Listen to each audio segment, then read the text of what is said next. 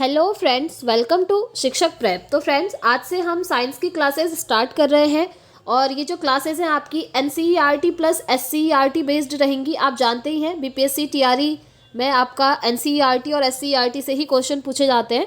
तो यहाँ पर हम साइंस के क्वेश्चन करने वाले हैं जो आपसे प्रीवियस ईयरली पूछे गए हैं टीआरई 1 में और टीआरई 2 में, ठीक है। और ये जो साइंस की क्लास है आपकी सारे लेवल के लिए इंपॉर्टेंट रहेगी, 1 to 5, 6 to 8, 9, 10, 11, 12 सभी के लिए, क्योंकि आप जानते हैं ये जो साइंस है, साइंस स्पेसिफिक सब्जेक्ट में तो पूछा ही जाता है, साथ ही साथ ये जो साइंस है ना आपका जीएस वाले पोर्शन में भी पूछा जाता है। आप जानते हैं ना जीएस आपका 1 to 5 में भी आता है, 6 to 8 में, 9, 10 सभी में, ठीक है। तो साइंस की क्लास रहेगी। हम बहुत सारे प्रैक्टिस सेट करने वाले हैं फ्रेंड्स, और ये सारे ही प्रीवियस ईयरली आपसे पूछे गए हैं। तो चलिए स्टार्ट करते हैं आज की क्लास। और अगर आपको वीडियो पसंद आई होगी तो वीडियो को एंड में फ्रेंड्स लाइक करके ज़रूर जाइएगा। तो चलिए स्टार्ट करते हैं और देखते हैं। सबसे पहला क्वेश्चन है आपके सामने, प्रतिरोध की एसआई यूनिट क्या है, यानी कि प्रतिरोध का जो एसआई इकाई है वो क्या है। इसमें से आपको चूज करना है। पहला है कूलम, दूसरा है ओम, तीसरा है जूल एंड चौथा है न्यूटन। तो देखिए जो प्रतिरोध होता है ना, रेजिस्टेंस होता है, उसकी जो एसआई यूनिट होती है वो होती है आपकी ओम। याद रखिएगा, बी ऑप्शन इसका राइट आंसर हो जाएगा। अब देखिए मैं आपको कुछ एक्स्ट्रा चीज़ें बता देती हूँ इस क्वेश्चन पे। आपने ओम का लॉ पढ़ा होगा, फिजिक्स के अंदर ये आता है, ठीक है, क्योंकि ये साइंस का हम सॉल्व कर रहे हैं तो इसमें फिजिक्स, केमिस्ट्री, बायो सभी से क्वेश्चन होंगे, क्योंकि सभी से पूछे जाते हैं, जीएस में भी और साइंस स्पेसिफिक में भी। तो ओम का लॉ आपने पढ़ा होगा फ्रेंड्स फिजिक्स में। तो ओम का लॉ क्या कहता है? ओम का लॉ कहता है V equal to I into R, जिसमें V आपका विभवांतर होता है, I आपका जो प्रवाहित होने वाली विद्युत धारा होती है वो होती है, और R यहाँ पर हमारा प्रतिरोध होता है, ठीक है। तो यही जो R प्रतिरोध है ना, इस फॉर्मूले में इसी का आपसे यूनिट पूछा हुआ है, एसआई यूनिट। तो इसकी एसआई यूनिट होती है ओम, और आपको सिंबल भी पता होगा, कुछ इस तरीके का होता है, ठीक है। चलिए नेक्स्ट क्वेश्चन देख लेते हैं। 4.0 किलोग्राम द्रव्यमान की एक वस्तु क्षैतिज दिशा में 5.0 मीटर पर सेकंड की गति से बढ़ रही है। इसकी गति 10 मीटर पर सेकंड तक बढ़ाने के लिए इस पर किया गया कार्य कितना होगा? वर्क आपसे पूछा हुआ है, ठीक है। तो ध्यान से देखिएगा, इसे हम किस तरीके से सॉल्व करेंगे मैं पूरा सॉल्व करके आपको बता देती हूँ। तो देखिए सबसे पहले अगर आप यहाँ पर देखेंगे ना, प्रारंभिक वेग जो है हमारा वो यहाँ पर क्या दिया है, 5.0 पर सेकंड की गति से बढ़ रही है, ठीक है। हम ऐसे मान सकते हैं कि प्रारंभिक वेग हम v1 मान लेते हैं 5, उसके बाद हम अंतिम वेग v2 लिखेंगे। v2 कितना होगा? 10 होगा। यहाँ पर आप देख पा रहे हैं इसकी गति 10 मीटर पर सेकंड तक बढ़ाने के लिए, ठीक है, हम मान लेते हैं v2 बराबर हमारा अंतिम वेग हो गया 10, ठीक है। अब एक चीज़ आप ध्यान रखिएगा कि वस्तु पर जो किया गया कार्य है ना, वो वस्तु की जो गतिज ऊर्जा है उसमें वृद्धि के बराबर होगा। यानी कि गतिज ऊर्जा क्या होती है? आपकी काइनेटिक एनर्जी। और आप जानते होंगे काइनेटिक एनर्जी का फॉर्मूला क्या होता है। तो यहाँ पर आएगा जो वस्तु पर कार्य किया जा रहा है वो कितना हो जाएगा? वो हो जाएगा आपका 1/2 इंटू 4, क्योंकि आप जानते हैं गतिज ऊर्जा का फॉर्मूला क्या होता है? हाफ mv², ठीक है, हाफ mv² होता है। चलिए मैं अब आपको ऐसे ही बता देती हूँ। तो वस्तु पर किया गया कार्य हमारा क्या हो जाएगा? हाफ इंटू m क्या है यहाँ पर आप देख पा रहे होंगे, m है आपका 4 किलोग्राम द्रव्यमान। द्रव्यमान क्या होता है? मास होता है ना। तो ये जो फॉर्मूला होता है उस पर हम रख देंगे, ये हो जाएगा 1/2 4, यानी कि हाफ m हो गया। अब v², v क्या है? v1 हमारा प्रारंभिक वेग और v2 हमारा अंतिम वेग। तो देखिए एक है हमारा 10 का स्क्वायर हो जाएगा, ये जो है -5 का स्क्वायर, ठीक है, ये जो प्रारंभिक वेग है। तो इस तरीके से हमने फॉर्मूले में रख दिया। अब हम इसको सॉल्व कर देंगे। 2 से 4 कैंसिल हो जाएगा, यहाँ पर 2 आ जाएगा। अब हमारे पास जो बचा हम उसको सॉल्व कर लेते हैं। 2 हमारा बाहर आ गया, अंदर हमारा क्या बचा? 10 का स्क्वायर कितना हो जाएगा? 100 हो जाएगा, -5 का स्क्वायर कितना हो जाएगा? 25 हो जाएगा, ठीक है। इतना आप समझ गए। अब इसको आप सॉल्व कर लीजिए, बहुत ईजी है। मैंने क्या कहा? 2 इंटू ये हो गया हमारा 100 माइनस 25। अब अगर इसको आप सॉल्व करेंगे तो ये आ जाएगा आपका 150, ठीक है। 150 क्या आएगा? 150 जूल आएगा। ध्यान रखिएगा, जूल क्यों आएगा? क्योंकि कार्य आपसे पूछा है ना, यहाँ पर देखिए कार्य पूछा है और कार्य का मात्रक होता है जूल, इसलिए आंसर हमारा जूल में आएगा, जो कि ऑप्शन ए है 150 जूल हमने देख लिया, ठीक है। ए ऑप्शन इसका राइट आंसर हो जाएगा। चलिए आगे बढ़ते हैं और नेक्स्ट क्वेश्चन देख लेते हैं। सार्वत्रिक गुरुत्वाकर्षण नियतांक जी की खोज किसने की थी?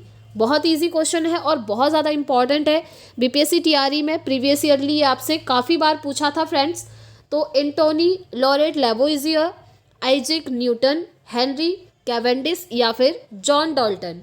तो इसका राइट आंसर हो जाएगा ऑप्शन सी, हेनरी कैवेंडिश। ठीक है, चलिए आगे बढ़ते हैं।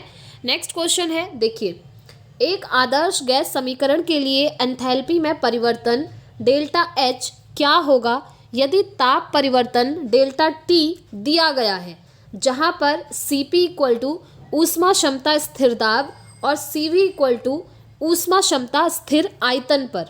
तो इसका आंसर आपसे पूछा हुआ है, तो मैं आपको इसका डायरेक्टली आंसर बता देती हूँ। इसका आंसर होगा option C, Cp delta T. ठीक है, ये इसका राइट आंसर है। चलिए नेक्स्ट क्वेश्चन देख लेते हैं। निम्नलिखित में से कौन सा उदाहरण न्यूटन की गति के पहले नियम को दर्शाता है? पहले नियम की बात हो रही है। ठीक है, ऑप्शन 1 है, जब हम पैडल चलाना बंद करते हैं तो साइकिल धीमी होना शुरू हो जाती है। दूसरा है, तेजी से आती हुई क्रिकेट गेंद को पकड़ते समय क्षेत्र रक्षक चलती गेंद के साथ धीरे धीरे अपने हाथ पीछे की ओर ले जाता है। तीसरा है, जब एक बस अचानक शुरू होती है तब यात्रियों को पीछे की ओर झटका लगता है। एंड फोर्थ है, रॉकेट लॉन्च करना। इनमें से कौन सा उदाहरण न्यूटन के गति के पहले नियम को दर्शा रहा है, आपसे ये पूछा है। तो मैं आपको इसका आंसर बताती हूँ। इसका राइट आंसर होगा, जब एक बस अचानक शुरू होती है तो यात्रियों को पीछे की ओर झटका लगता है। ठीक है, ये न्यूटन का जो पहला नियम है उसके अकॉर्डिंग ये वाला जो आप देख रहे हैं ना ऑप्शन, बिल्कुल सही है। तो सी ऑप्शन इसका राइट आंसर होगा। चलिए नेक्स्ट क्वेश्चन है आपके सामने, घर्षण से पूछा है, यानी कि फ्रिक्शन से पूछा है। निम्न में से कौन सा घर्षण बल के बारे में सही नहीं है? अब आपको पता होना चाहिए घर्षण बल होता क्या है। ठीक है, जैसे आप रोड पर चल पाते हैं ना, वो घर्षण बल के कारण, क्योंकि जो आपके पैर और रोड के बीच में घर्षण काम करता है, फ्रिक्शन काम करता है, तभी आप चल पाते हैं। ठीक है, तो चलिए देखते हैं घर्षण बल के बारे में कौन सा सही नहीं है पूछा है। ऑप्शन ए है, घर्षण वह बल है जो संपर्क में दो सतहों के सापेक्ष गति का विरोध करता है। ये बिल्कुल सही है। ठीक है, जैसे आप रोड पर चलते हैं, आप प्रेशर डाल रहे हैं रोड की तरफ और रोड प्रेशर डाल रहा है आपके पैर की तरफ, एक दूसरे के एंटी होते हैं, तब आप रोड पर इजीली चल पाते हैं। ये तो सही है, ये इसका आंसर नहीं होगा क्योंकि क्वेश्चन में नॉट पूछा गया है। ठीक है, दूसरा है, वह घर्षण बल जो किसी सतह पर चलने का कार्य करता है स्लाइडिंग घर्षण कहलाता है। बिल्कुल सही बात है। नेक्स्ट है, मशीनों में घर्षण ऊर्जा का अपव्यय और टूट फूट का कारण है। ये भी सही बात है। फोर्थ है, रोलिंग घर्षण स्लाइडिंग घर्षण की तुलना में अधिक होता है। मशीनों में बॉल बेयरिंग से घर्षण कम होता है। तो यही इसका राइट आंसर होगा फ्रेंड्स, क्योंकि यही यहाँ पर गलत है, ध्यान रखिएगा। ठीक है, डी ऑप्शन इसका राइट आंसर होगा, क्योंकि जो हमारा स्लाइडिंग फ्रिक्शन होता है ना, स्लाइडिंग घर्षण होता है, देखिए ये कह रहा है रोलिंग घर्षण स्लाइडिंग घर्षण की तुलना में अधिक होता है। ऐसा नहीं होता है, बल्कि ये कम होता है। ठीक है, ये चीज़ ध्यान रखेंगे। चलिए नेक्स्ट क्वेश्चन देख लेते हैं। नेक्स्ट है, घन वस्तु में ऊष्मा चालन का दर डैश पर निर्भर नहीं करती पूछा है। ठीक है, सामग्री की घनता पर, सामग्री के आयाम पर, घर्षण पर या फिर इलेक्ट्रॉनिक विन्यास पर। तो इसका राइट आंसर होगा घर्षण पर, यानी कि फ्रिक्शन पर निर्भर नहीं करती है। नेक्स्ट क्वेश्चन है, किस भौतिक वैज्ञानिक के सम्मान में ध्वनि की आवृत्ति के एसआई मात्रक को नाम दिया गया? तो वो कौन से भौतिक वैज्ञानिक थे, यानी कि फिजिक्स में उन्होंने काम किया होगा। ठीक है, तो आपको बताना है, वर्नर कार्ल हाइजेनबर्ग या फिर हेनरिक रुडोल्फ हर्ट्ज या फिर अल्बर्ट आइंस्टाइन या फिर जेसी मैक्सवेल। तो इसका राइट आंसर होगा हेनरिक रुडोल्फ हर्ट्ज। नाम याद रखिएगा। ठीक है, हर्ट्ज आपने कई बार मात्रक में देखा भी होगा। तो B option is the right answer. Next question देख लेते हैं। प्रकाश का क्वांटम सिद्धांत किसके द्वारा प्रदान किया गया था? क्वांटम सिद्धांत किसने दिया था? अब देखिए, जिन स्टूडेंट्स ने एनसीईआरटी पढ़ी होगी ना, वो तो इजीली इनका आंसर कर लेंगे। पहला है आइंस्टाइन, दूसरा है प्लैंक, तीसरा है न्यूटन, चौथा है फैराडे। किसने प्रकाश का क्वांटम सिद्धांत दिया था? तो ये दिया था प्लैंक ने। B option is the right answer. Next question, उत्तल दर्पण यानी कि कॉन्वेक्स मिरर का प्रयोग किस में किया जाता है? कॉन्वेक्स और कॉनकेव यानी कि उत्तल और अवतल दर्पण, ये टॉपिक ज़रूर करके जाइएगा क्योंकि TRE 2 में भी इनसे काफ़ी सारे क्वेश्चन आपसे पूछे गए थे फ्रेंड्स। वाहनों में रियर व्यू मिरर या फिर शीशे की खिड़कियों में लगता है, या मेकअप दर्पण में लगता है, या केलिडोस्कोप में लगता है? तो ये लगता है वाहनों में। याद रखिएगा, वाहनों में जो लगा होता है वो कॉन्वेक्स मिरर होता है, उत्तल दर्पण होता है। ठीक है, उत्तल दर्पण आपने देखा ही होगा, जो किनारों पर पतला होता है और बीच में मोटा होता है। और वहीं अवतल दर्पण की बात करें तो अवतल दर्पण बीच में पतला होता है और किनारों में मोटा होता है। ठीक है, चलिए आगे बढ़ते हैं। नेक्स्ट क्वेश्चन, पदार्थ के संदर्भ में निम्न में से कौन सा कथन सही नहीं है? ठीक है, सही नहीं है पूछा है। पदार्थ के कणों के बीच कोई आकर्षण बल नहीं होता। बताइए क्या नहीं होता है? आप लोगों ने अगर 9th की NCERT पढ़ी है ना, तो उसमें पहला ही चैप्टर है आपका मैटर से रिलेटेड। अगर आपने वो चैप्टर भी ढंग से पढ़ा है तो 1 नंबर यहाँ पर कंफर्म है फ्रेंड्स, क्योंकि ये क्वेश्चन उसी से लिया गया है। ठीक है, तो कौन सा सही नहीं है पूछा है, तो ऑप्शन ए जो है ये पूछा है कि कोई आकर्षण बल नहीं होता है। ओके, दूसरा है पदार्थ के कण द्रव और वायुओं में सतत स्थानांतरित होते हैं। तीसरा है पदार्थ कणों से बना होता है। चौथा है पदार्थ के कणों के बीच अंतर होता है। तो देखिए, पदार्थ के कणों के बीच अंतर होता है, बिल्कुल होता है। कैसे? ध्यान से सुनिए। एक ग्लास में आप वाटर लेते हैं जब, ठीक है, इसमें वाटर है, पानी के पार्टिकल ऑलरेडी इसमें है। आपने अगर इसमें शुगर को मिक्स करना है, शुगर आपने डाला 1 स्पून और आपने मिक्स कर दिया, तो क्या शुगर वाटर में नहीं घुलता है? घुल जाता है ना। शुगर के पार्टिकल आपको नज़र ही नहीं आएंगे, वो मिक्स हो जाएंगे। वो इसीलिए मिक्स हो पाते हैं क्योंकि जो पार्टिकल होते हैं उनके बीच में अंतर होता है, स्पेस होता है, जगह होती है। ठीक है, तो ये जो ऑप्शन है ये तो बाहर हो गया क्योंकि इनके बीच में अंतर तो होता है। थर्ड है पदार्थ कणों से मिलकर बना होता है। बिल्कुल सही बात है। आप कोई एक मैटर देखेंगे ना, वो छोटे छोटे से पार्टिकल से मिलकर बना होता है। जैसे आप एक शुगर का पार्टिकल भी देख रहे हैं ना, ऐसा नहीं है कि वो शुगर का पार्टिकल बस एक ही है, वो छोटे छोटे से पार्टिकल से मिलकर बना होता है। जैसे H2O है, एक मॉलिक्यूल है, ये भी पार्टिकल से मिलकर बना होता है।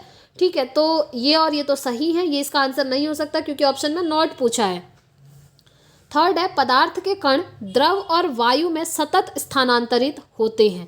ये आपने भी देखा होगा एक्सपेरिमेंट, जो पदार्थ के कण होते हैं द्रव और वायु दोनों में ही क्या होता है, स्थानांतरित हो सकते हैं। ठीक है, बट जो ए ऑप्शन आप देख रहे हैं ना, पदार्थ के कणों के बीच कोई आकर्षण बल नहीं होता, ये गलत है क्योंकि पदार्थ के कणों के बीच आकर्षण बल होता है, एक दूसरे को वो अट्रैक्ट कर सकते हैं। तो ए option will be the right answer. Next question, निम्न तत्वों में से अर्ध धातुओं के सही युग्म का चयन कीजिए। अर्ध धातु यानी कि आधी धातुएं होंगी।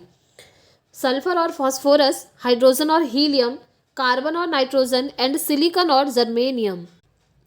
तो इसका राइट आंसर आपको बताना है। इसका राइट आंसर हो जाएगा friends option D, silicon and germanium. ठीक है, ये दोनों ही क्या है, आपकी अर्ध धातुएं हैं। अगर आपने 9th की साइंस में मेटल नॉन मेटल चैप्टर पढ़ा होगा ना, धातु अधातु उपधातु, तो इस क्वेश्चन को आप इजीली कर लेंगे। इसीलिए मैं आपको हमेशा बोलती हूँ फ्रेंड्स, आप चाहे कोई भी एग्जाम दीजिए जहाँ पर आपसे GK GS पूछा जाता है या जहाँ पर आपका साइंस स्पेसिफिक सब्जेक्ट है, वहाँ पर अगर आपने 6th to 12th की NCERT पढ़ी है ना, आप इजीली उस एग्ज़ाम को क्वालिफाई कर लेंगे। उस पर्टिकुलर सब्जेक्ट में आप बहुत अच्छा स्कोर कर पाएंगे। इसलिए NCERTs को ज़रूर फॉलो कीजिएगा। आप देख पा रहे होंगे ये सभी आपके प्रीवियस ईयर क्वेश्चन मैं आपको करवा रही हूँ। चलिए नेक्स्ट क्वेश्चन देख लेते हैं। एक तत्व के आइसोटोप की द्रव्यमान संख्या 298 है। यदि इसके नाभिक में 196 न्यूट्रॉन है तो इसकी परमाणु संख्या क्या होगी? तो देखिए, इस क्वेश्चन के लिए आपके सामने 4 ऑप्शन दिए गए हैं। इसका राइट आंसर आपको बताना है। ठीक है, अब देखिए, राइट आंसर बताने से पहले मैं आपको बता देती हूँ कि आप इसको सॉल्व किस तरीके से कर सकते हैं, जिससे कि आपको समझ में भी आ जाएगा। तो यहाँ पर आपसे पूछा है कि परमाणु संख्या क्या होगी, तो आपको इसको सॉल्व करने के लिए कुछ फॉर्मूले याद करने पड़ेंगे फ्रेंड्स। सबसे पहले मैं आपको बता दूँ कि द्रव्यमान संख्या, चलिए मैं आपको पूरा यहाँ पर लिख के बता देती हूँ। द्रव्यमान संख्या A इक्वल टू क्या होता है, द्रव्यमान की संख्या हम कैसे याद करते हैं, प्रोटॉन की संख्या प्लस न्यूट्रॉन की संख्या। पहले आप ये याद रखिए, ठीक है, प्रोटॉन की संख्या प्लस न्यूट्रॉन की संख्या इक्वल टू द्रव्यमान संख्या होती है। अब मैं आपको नेक्स्ट स्टेप बताती हूँ। प्रोटॉन की संख्या इक्वल टू होता है परमाणु क्रमांक। परमाणु क्रमांक को हम डिनोट करते हैं Z से, याद रखिएगा, ठीक है। प्रोटॉन की संख्या क्या होती है, परमाणु क्रमांक के बराबर होती है। तो यहाँ से हम फॉर्मूला निकाल सकते हैं A equal to Z plus N। Z क्या है, प्रोटॉन की Z क्या है, आपका परमाणु क्रमांक है, अभी मैंने आपको बताया था, याद रखिएगा। N आपका न्यूट्रॉन है, ठीक है। और A क्या है, A आपका द्रव्यमान संख्या है। तो फॉर्मूला हो गया A equal to Z plus N। अब यहाँ पर A क्या है, N क्या है, Z क्या है, वो मैं बता देती हूँ। A इक्वल टू 298, क्योंकि द्रव्यमान संख्या A है तो द्रव्यमान संख्या A इक्वल टू 298 हो जाएगा। न्यूट्रॉन की हम बात करें तो आप देख पा रहे हैं ये न्यूट्रॉन की संख्या 196 हो गया, N की जगह ये आ जाएगा। और उसके बाद चलिए हम सॉल्व करते हैं। Z हमको निकालना है, परमाणु संख्या निकालनी है, तो कैसे निकालेंगे, तो मैंने आपको बता दिया A इक्वल टू 298 हो गया, द्रव्यमान संख्या A होती है, और यहाँ पर न्यूट्रॉन की संख्या 196 हो गया, N इक्वल टू, तो ये क्या हो जाएगा, Z इक्वल टू हो जाएगा आपका 298 माइनस 196। आई होप आप लोग समझ गए होंगे, ठीक है। तो ये हो गया, तो यहाँ से आपका आंसर निकल जाएगा, इक्वल टू कितना आएगा, 102 आ जाएगा। तो 102 इज द आंसर, और 102 आपको दिख रहा है ऑप्शन बी में, तो option B is the right answer. चलिए आगे बढ़ते हैं और नेक्स्ट क्वेश्चन की तरफ चलते हैं, जो कि आप देख पा रहे होंगे रिडॉक्स रिएक्शन, जिसमें ऑक्सीडेशन और जो रिडक्शन होता है, यानी कि उसको हिंदी पे क्या बोलते हैं, अपचयन और ऑक्सीकरण, ऐसे ही कुछ, तो दोनों ही प्रोसेस जिसमें होती है उसे हम रिडॉक्स रिएक्शन कहते हैं। तो चलिए इसको देख लेते हैं। रिडॉक्स अभिक्रिया वह अभिक्रिया है जिसमें ऑक्सीकरण और अपचयन एक साथ होता है। ये पहले ही आपको दिख गया है, मैंने देखा भी नहीं था, और यहाँ पर आपको ये आंसर भी मिल चुका है। तो ऑक्सीडेशन और रिडक्शन, यानी कि ऑक्सीडेशन होता है ऑक्सीकरण और रिडक्शन होता है अपचयन, ठीक है। हो सकता है हिंदी में आगे पीछे हो रहा हो, बट इंग्लिश में भी मैंने आपको बता दिया कि ऑक्सीडेशन, रिडक्शन, ऑक्सीकरण, अपचयन दोनों ही प्रक्रियाएं जिसमें साथ होती हैं वो रिएक्शन हमारी रिडॉक्स रिएक्शन कहलाती है। तो ए option will be the right answer, ठीक है। चलिए आगे बढ़ते हैं और नेक्स्ट क्वेश्चन, प्रबल अम्ल और प्रबल क्षार के लवणों का पीएच मान क्या होता है। देखिए फ्रेंड्स, पीएच वैल्यू आप पढ़ के जाइएगा, बहुत ज़रूरी है। तो प्रबल क्षार और प्रबल अम्ल की बात हो रही है, ठीक है, एसिड और बेस की। तो इन लवणों का जो पीएच मान है वो क्या होगा, तो वो होगा फ्रेंड्स 7, याद रखिएगा, ठीक है। B option will be the right answer. Next question, निम्नलिखित तत्वों को उनके धात्विक लक्षणों के आधार पर अवरोही क्रम में रखने पर प्राप्त होने वाले विकल्प का चयन करें।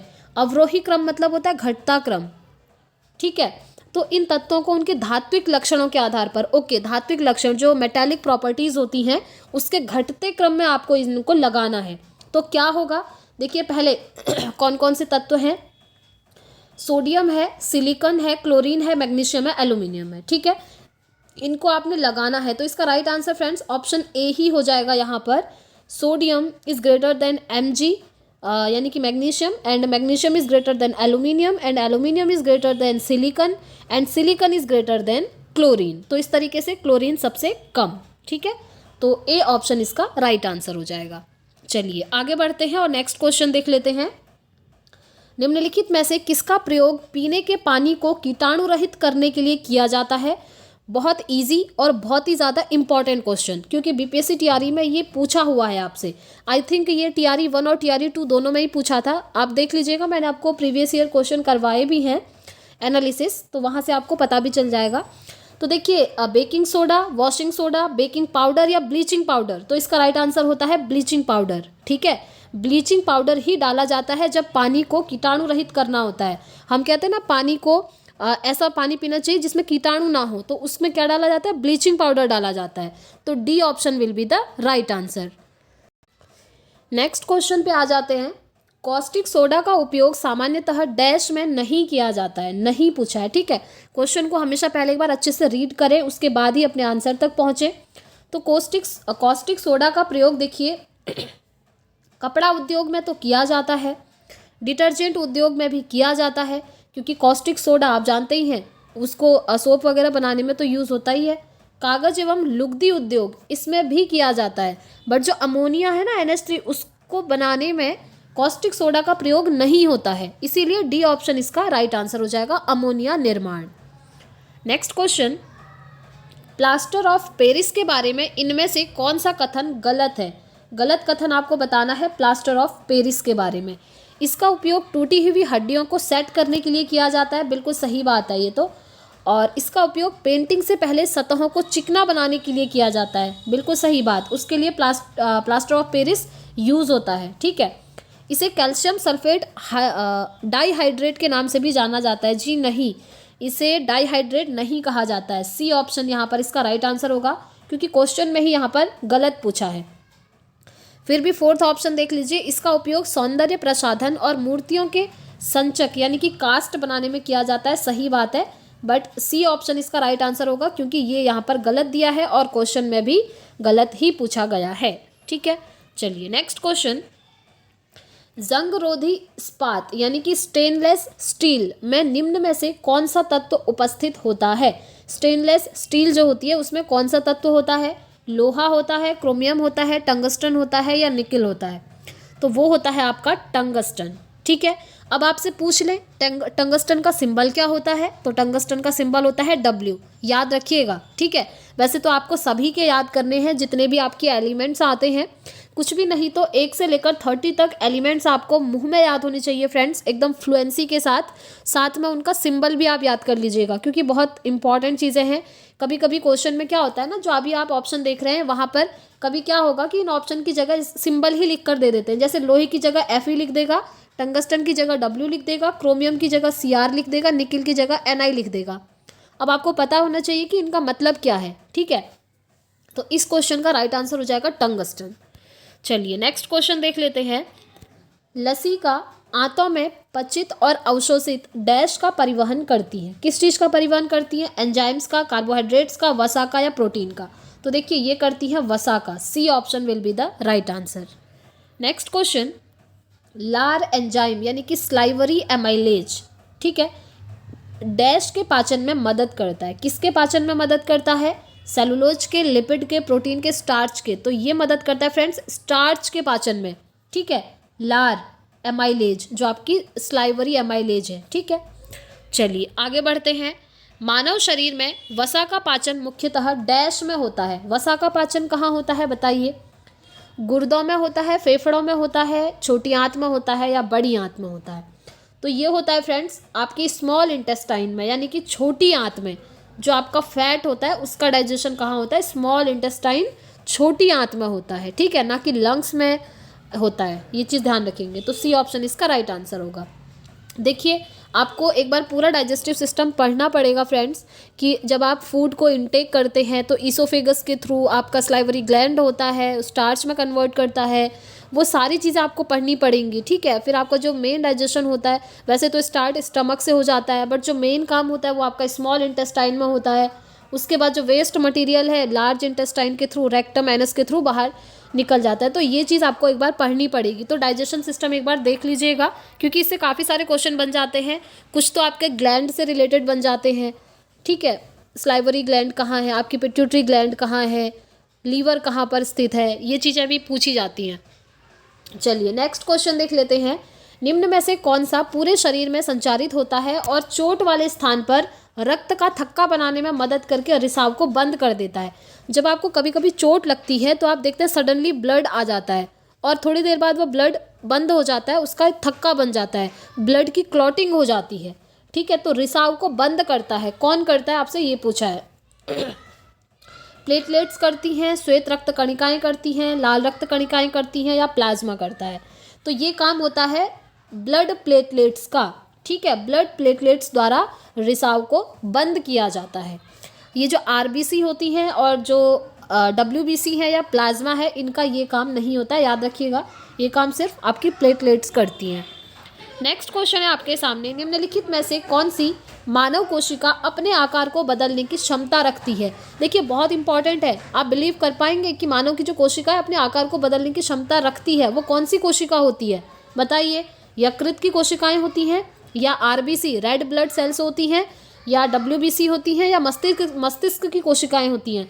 तो वो होती हैं आपकी डब्ल्यूबीसी यानी कि वाइट ब्लड सेल्स, ठीक है, श्वेत रक्त कणिकाएं। तो C option will be the right answer.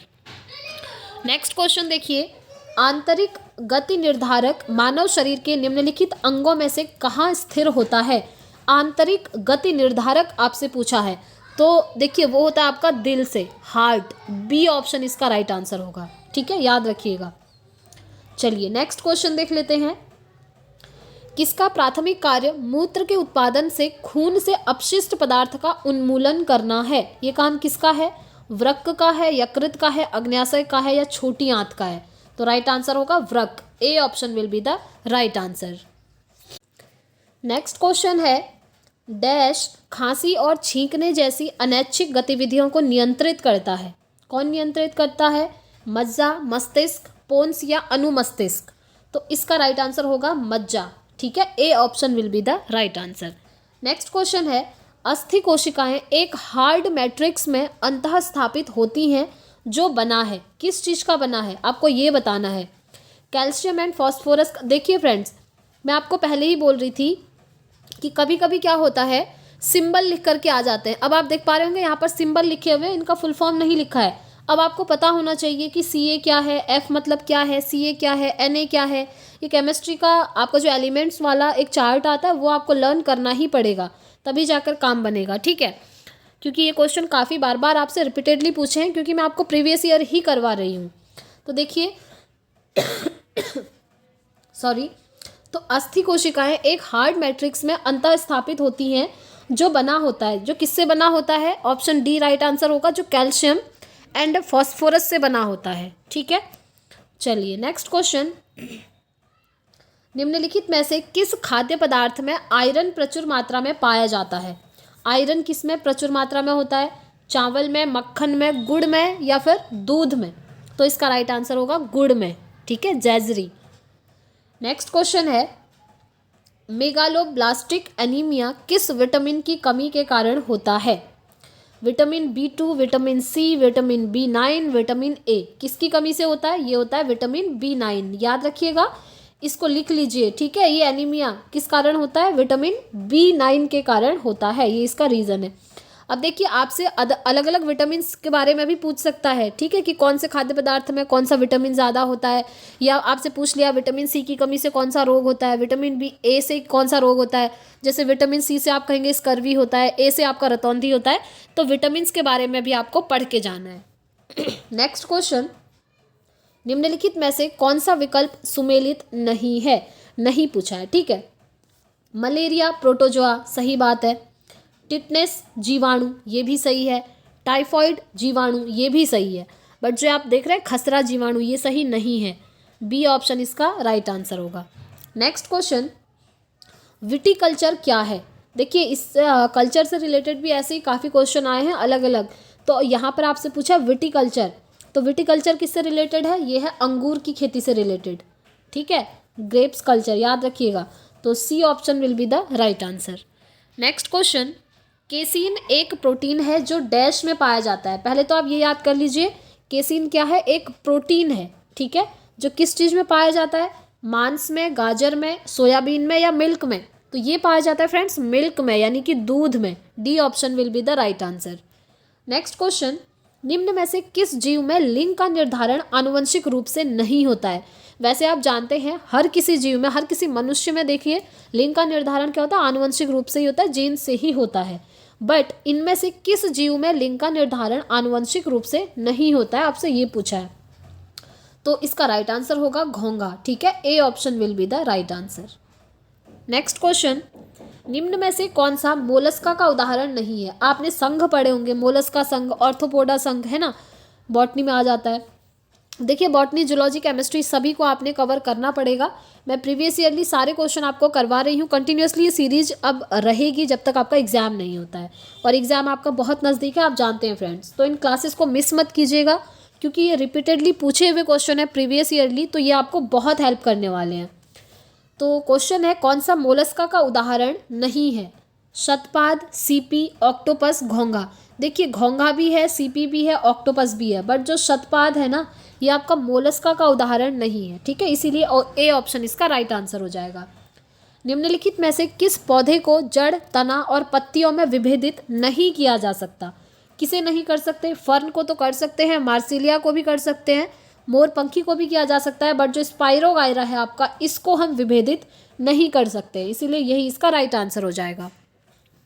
चलिए नेक्स्ट क्वेश्चन, निम्नलिखित में से किसे एक औषधीय पौधा माना जाता है?